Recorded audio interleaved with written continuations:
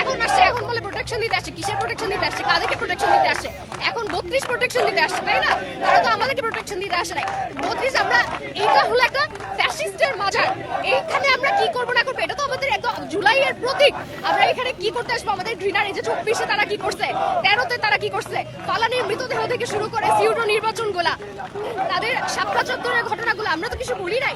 এগুলোর প্রতিশোধ নেওয়ার জন্য মানুষ এটাকে অ্যাটাক করতেছে। তারা এখানেও বাধা দিতেছে, কেন দিতেছে আমরা বুঝি না।